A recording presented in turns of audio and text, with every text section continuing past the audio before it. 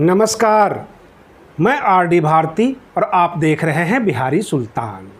आज हम आपके सामने पूरे तर्कों के साथ ऐसा वीडियो लेकर आया हूं जिसे आप देखेंगे, बार बार देखेंगे। बहन मायावती जी 2022 में मुख्यमंत्री बनने जा रही हैं। पूरा उत्तर प्रदेश का मैंडेट उनके फेवर में जा रहा है। 2022 के लिए हमने पूरे उत्तर प्रदेश का सर्वे रिपोर्ट लिया और पिछले 30 साल का आंकड़ा जब उठाया और जब आप देखेंगे, उसको मैच करेंगे, आप भी कहेंगे कि बहन जी मुख्यमंत्री बनने जा रही हैं 2022 में।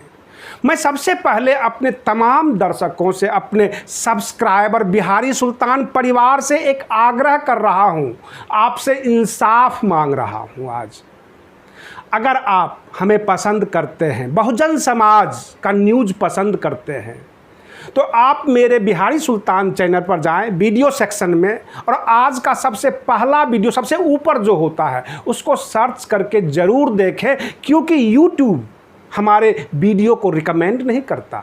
जो भी बहुजन न्यूज़ आता है यूट्यूब पर, उसको रिकमेंड नहीं की जाती है, लोगों के बीच नहीं भेजा जाता। अगर आप हमें साथ दें, डेली सर्च करें, मैं बहुजन समाज की हर लेटेस्ट न्यूज़, जहाँ जहाँ इनजस्टिस है, नाइंसाफ़ी है, मैं आपको दिखाता रहूँगा। लेकिन हमें यूट्यूब आपके सामने प्रस्तुत ही नहीं करता। आप सोचते होंगे कि शायद हमने वीडियो नहीं दिया, हमने न्यूज़ नहीं दिया, जबकि हम रोज़ आपके लिए न्यूज़ लाते हैं। एक वीडियो कन्फर्म होता है, कई बार हम 2 या 3 वीडियो भी दे देते हैं। इसलिए अगर आप मुझे अपना और बहुजन समाज को इंसाफ के बारे में सोचते हैं, बहन मायावती जी को प्रमोट करना चाहते हैं, आगे बढ़ाना चाहते हैं, तो रोज़ सर्च करें मेरे चैनल को, वीडियो सेक्शन में जाएं और वीडियो को खोल कर देखें, चाहे यूट्यूब आपके सामने रखे अथवा ना रखे। अब हम आते हैं उत्तर प्रदेश के 2022 के विधानसभा चुनाव के मामले में। हमने पूरा देखा, पिछले 30 साल का रिकॉर्ड देखा, और मैं दावे के साथ कह सकता हूं कि बहन मायावती जी 2022 में मुख्यमंत्री बनने जा रही हैं। जब जब उत्तर प्रदेश का ब्राह्मण समाज सपोर्ट किया है, चाहा है, जिसे चाहा है उसे शासक बनाया है। मैं आपको इसका रिकॉर्ड बता सकता हूं। जब कल्याण सिंह मुख्यमंत्री हुआ करते थे, चुन चुन कर ब्राह्मणों को उन्होंने इनकाउंटर किया, खोज खोज के मारा। उनके ज़माने में बहुत ज़्यादा इनकाउंटर हुए थे और सब के सब ब्राह्मण समाज के ही थे, और वही दौर वर्तमान में शुरू हुआ है। 2007 में बहन मायावती जी पूर्ण बहुमत में आई थी। अगर आपको गलतफहमी है कि बहुजन समाज ने उनको मुख्यमंत्री बनाया था, ये बहुत बड़ी गलतफहमी होगी। तमाम ब्राह्मणों ने बहुमत दिया था, फुल बहुमत दिया था, और जिससे बहन मायावती जी मुख्यमंत्री बनी थी। रही बात ये कि बीएसपी का जो कैडर वोट कहते हैं, जो वोटर आप कहते हैं, वह एससी, एसटी और ओबीसी में जो अति पिछड़ा है वो वोट करता है। अगर आपके दिमाग में ये चल रहा होगा, भ्रम होगा कि यादव, कुर्मी, चौरसिया ये सब वोट करते हैं बहन मायावती जी को, तो ये लॉट ऑफ वोट नहीं है, बड़ा वोट बैंक नहीं है। हाँ, उसमें से बहुत सारे नेता हैं, बहुत सारे मतदाता हैं जो बीएसपी को भी वोट करते हैं। लेकिन अगर आप यह सोच रहे होंगे कि 100% उस समाज का वोट मिलेगा, ऐसा नहीं है। बहुत सारे दर्शकों ने मेरे से कहा कि लोकसभा चुनाव में तो आप 50 सीट दे रहे थे और 10 सीट ही आई बसपा को। मैंने उन्हें जवाब दिया कि हम ग्राउंड रियलिटी को देख रहे थे, हमें यह पता नहीं था कि शिवपाल चाचा की तैयारी क्या थी। रही बात ये, बहुजन समाज पार्टी को, जो ओबीसी में अपर कास्ट है, जिसको आप ये कह सकते हैं सेकंड सवर्ण, वो बसपा को वोट नहीं करते, ब्राह्मण वोट करते हैं, और ब्राह्मण इस बार भी वोट करेंगे 2022 में। आपको एक बात और बता देता हूँ, प्रियंका गांधी वाड्रा जी या अखिलेश यादव जी अथवा कोई भी जितना मर्जी उतना जोर लगा लें, लेकिन 2022 में बहन मायावती जी क्लियर मैंडेट के साथ आ रही हैं। इसका भी मैं कारण बता देता हूं। ब्राह्मण समाज में सबसे बड़ी कमजोरी यह है, वह विदेशी और मुस्लिम को पसंद नहीं करते, बर्दाश्त नहीं करते। रही बात ये, लोकसभा चुनाव में बहन मायावती जी ने एक गलती की थी, ज़्यादा से ज़्यादा मुस्लिम कैंडिडेट दे दिए थे और बीजेपी ने ये गलती नहीं की थी। रही बात ये कि हर चुनाव में बीजेपी ये गलती नहीं करती है, वो समझ चुकी है उत्तर प्रदेश के ब्राह्मण समाज को। अगर इस बार ब्राह्मण प्रत्याशी, ठाकुर प्रत्याशी अगर बहन मायावती जी ने ज़्यादा दे दिए, एक समस्या आ सकती है। पूरा उत्तर प्रदेश का सर्व समाज ये कह सकता है, आपने अंबेडकर पार्क बहुत बना दिए, आपने अंबेडकर यूनिवर्सिटी बनाए, हॉस्पिटल बनाए, 2-4 परशुराम पार्क भी बनवा दो, 2-4 सौंदर्यकरण जो है, जितने भी हिंदू देवी देवताओं के मंदिर हैं, जो तीर्थ स्थल है, उसका भी सौंदर्यकरण कर दो। और बहन मायावती जी को करना भी चाहिए, क्योंकि वो सर्व समाज को लेकर चलती है। अगर ये करने में कामयाब रही, पूरा उत्तर प्रदेश का ब्राह्मण समाज जो है इनको मैंडेट देने जा रहा है।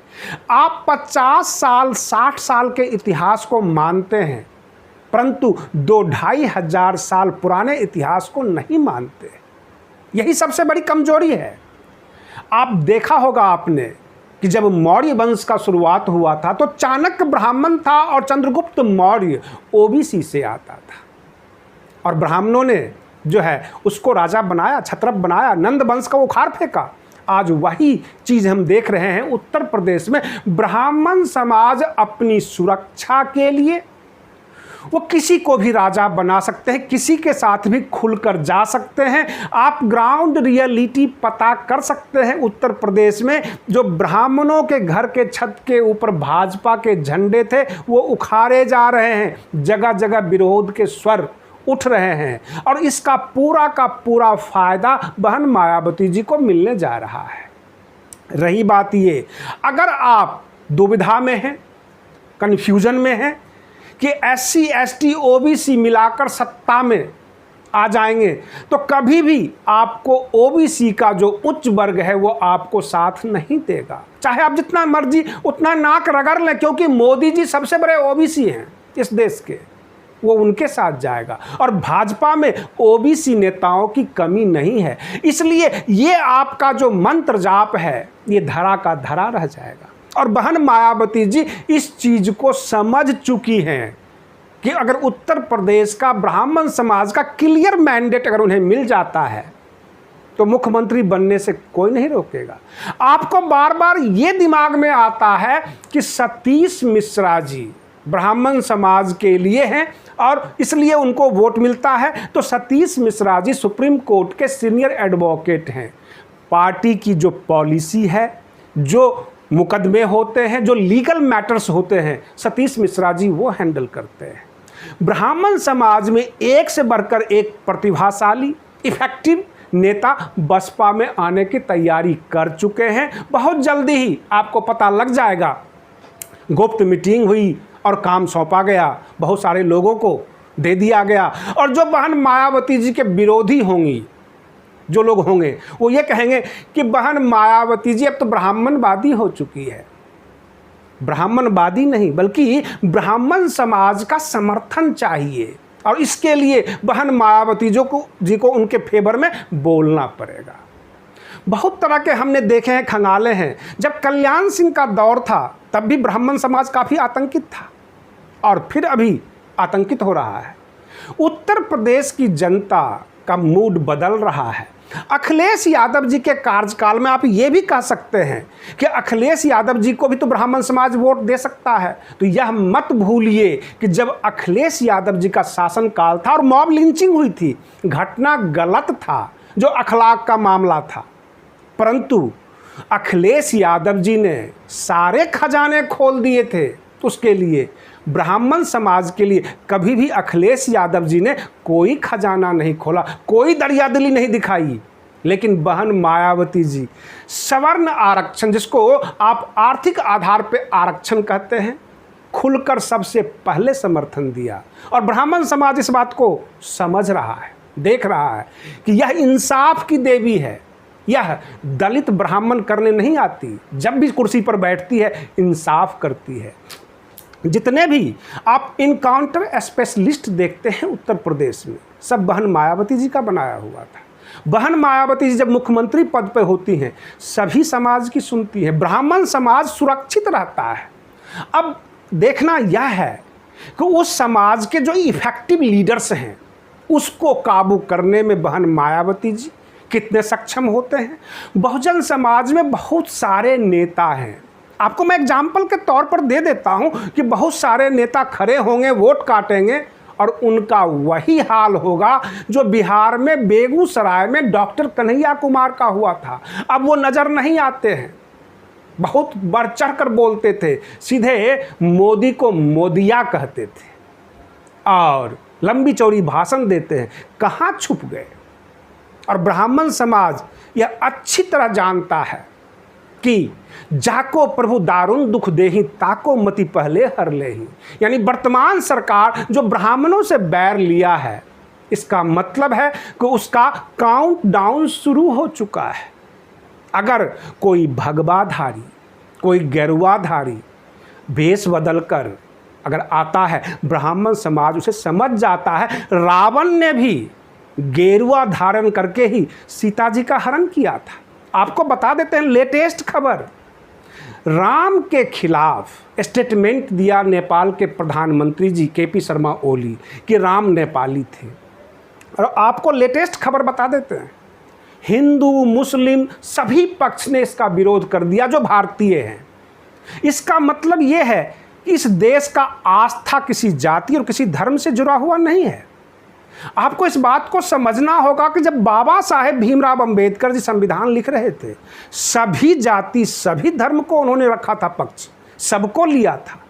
तो फिर आप कैसे कह सकते हैं कि एक ही जाति का राज होगा, एक ही धर्म का राज होगा।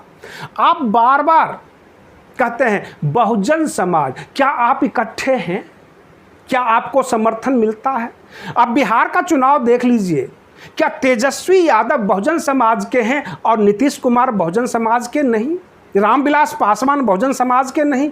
आपके बीच ही 500 नेता हैं और अलग अलग दल है, लेकिन ब्राह्मण जिसके तरफ मूव कर जाएगा सत्ता में वो आ जाएगा। आप आरजेडी को देख लीजिए, मनोज झा को क्यों राज्यसभा में भेज रहे हैं और अमरेंद्रधारी सिंह को राज्यसभा में क्यों भेजे? वो भूमिहार हैं। क्योंकि आरजेडी समझ चुका है कि बिहार की सत्ता में आने के लिए भूमिहार का सपोर्ट चाहिए, नहीं तो 15 साल तो बीत ही गए, पिताजी जेल से बाहर नहीं आएंगे और राजनीतिक मेरा सारा पतन हो जाएगा। इसलिए धीरे धीरे इनको साथ कर लो और सर्व समाज को बोलो कि हम सर्व समाज को लेकर चल रहे हैं। बहन मायावती जी ने भी सर्व समाज को लेकर चली हैं और सत्ता में आएगी। जो लोग जाति के आधार पर स्टेटमेंट देते हैं, जाति के आधार पर राजनीति करते हैं, उनका पतन निश्चित है, क्योंकि यह देश जातिवादी और ब्राह्मणवादी दोनों को पसंद नहीं करता। अगर आप परंपरा के नाम पर लूट रहे हैं, मंदिरों के नाम पर लूट रहे हैं, तो भी यह देश पसंद नहीं करेगा। अगर आप जाति के नाम पर गोलबंद कर रहे हैं, यह देश आपको पसंद नहीं करेगा। और इसलिए सभी समाज से ओपिनियन लेने के बाद, उत्तर प्रदेश के 25-30 साल का रिकॉर्ड देखने के बाद, मैंने ये पूर्णतः आश्वस्त कर लिया अपने आप को कि बहन मायावती जी 2022 में मुख्यमंत्री बनकर आ रही हैं। बसपा कार्यकर्ता को किसी प्रकार का कोई संदेह नहीं होना चाहिए। जो संदेह में है वो पतन की ओर जाएंगे, उनका उत्थान नहीं हो सकता, ये मैंने देख लिया है। रही बात ये कि जिस तरह सपा और बसपा का गठबंधन हुआ था और सपा के अंदर साजिश ना होती तो 50 क्या 70 सीट आ जाते इस गठबंधन को, लेकिन अखिलेश यादव अपने परिवार से लड़ते, समाज से लड़ते, बीजेपी से लड़ते, किस किस से लड़ते, और आखिरी समय में वही परिणाम आया जो आना था। बसपा का परिणाम काफ़ी बेहतर आने वाला है। यहाँ पर परिवार का झगड़ा नहीं है, यहाँ सर्व समाज एक जगह आने वाला है। आप बने रहिए बिहारी सुल्तान चैनल के साथ, हम आपके लिए बिल्कुल सटीक खबरें लेकर आते रहेंगे। तब तक के लिए धन्यवाद। जय भीम, जय भारत।